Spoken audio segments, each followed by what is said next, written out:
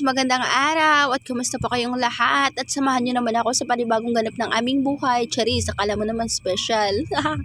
Ayan guys, nagluto lang ako ng almusal namin at naggising nga ako guys, malapit na nga mag alas 6. Kaya nagmamadali na talaga ako niyan kasi nga kailangan talaga pagising ng mga anak ko ay makaluto na ako para makaligo na sila at pagkatapos makakain kagad. Yung ginawa ko naman, nagluto lang ako ng hotdog. Pagkatapos naman, nung naluto na nga yung hotdog, naghiwa naman ako ng kamatis at saka sibuyas dahil magluluto nga ako ng itlog na meron ngang kamatis at sibuyas. Kasi naman yung sa mga anak ko, yung ulam nga nila itong hotdog at sa amin naman ng asawa ko dahil na-miss ko nga kumain ng itlog na meron ngang kamatis at sibuyas. Meron kasi ako nabili sa palengke guys na isang supot na kamatis at halagang 20 pesos lang. At medyo marami na nga yung laman. Kaya ayan, nakapagluto nga ako ng itlog na merong kamatis. Paborito ko talagang uluto sa itlog guys. Yung lalagyan nga ng kamatis at saka sibuyas. Nung natapos na nga akong magluto, lumabas na muna ako para nga bumili ng kape kasi alam niyo naman masarap sa umaga kapag merong kape at kape is life kasi ako. Pagkatapos na nakabili na ako ng kape, nag-init naman ng tubig itong asawa ko kaya pagdating ko ayan nagtimpla na ako ng kape para sa aming dalawa. Pagkatapos ayan kumain kagad kami at kami lang muna yung kumain dyan kasi yung mga anak ko ay kagigising nga lang nila at maliligo pa nga sila kaya hindi na sila sumabay sa amin kumain. At mabuti na lang talaga yung asawa ko nga ay okay na nga sa kanya na makita nga siya sa mga video ko. Nung dati guys ayaw talaga niya magpakita sa video kasi nahihiya siya. Pero mabuti na lang ngayon ay okay na nga sa kanya. Mahihain din kasi to siya sa camera guys. Kaya nagmana yung mga anak namin sa kanya, Charis. At ayan guys, yan din kasi yung bandingan namin tuwing umaga. Yan lang yung time nga na makapagkwentuhan kami na masinsinan dahil nga iba din kasi yung sa cellphone lang kayo mag-usap. Yung asawa ko ay lagi nga tong busy sa trabaho. Kasi kapag umaga yung duty niya ay maaga nga tong umalis sa bahay. Alas 6 pa lang ng umaga ay maalis na nga to. Pagkatapos kapag uwi naman sa gabi ay minsan alas 8 na nga ng gabi siya makauwi. Naawa nga ako sa kanya dahil wala na nga masyadong pahinga. Kaya isa to sa dahilan kaya pinasok ko nga yung mundo ng pagbablog dahil gusto ko nga makatulong sa asawa ko. Anyways, balik na tayo dito sa video ko. Mga tanghali naman, meron nga dumating ng order ng asawa ko at nagulat nga ako kung ano nga yung order niya kasi yung alam ko lang talaga remote nga yung in-order niya dahil nga nasira na nga yung remote sa TV namin. Pero una nga dumating, eto nga lagay ng remote. Hindi ko alam, nag-order pala yung asawa ko nga nito. Kaya pala niya inorderan yung remote namin ng lagayan dahil ilang beses na nga siya nakabili ng remote sa aming TV dahil lagi nga nasisira. Ewan ko ba dito sa mga anak ko kung bakit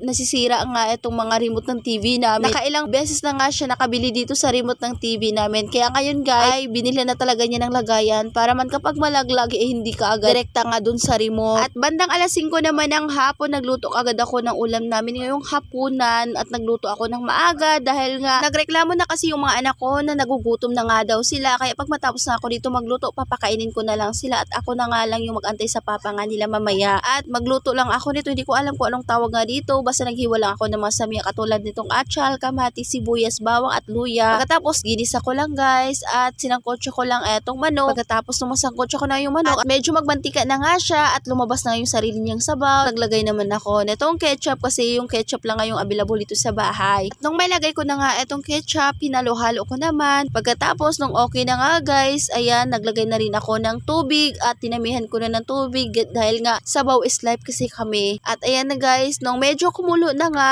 nilagay ko naman dito etong mga gulay katulad ng pecha at saka repolyo at tinimplahan ko na rin ng pampalasa. At ayan na guys, luto ng ating ulam.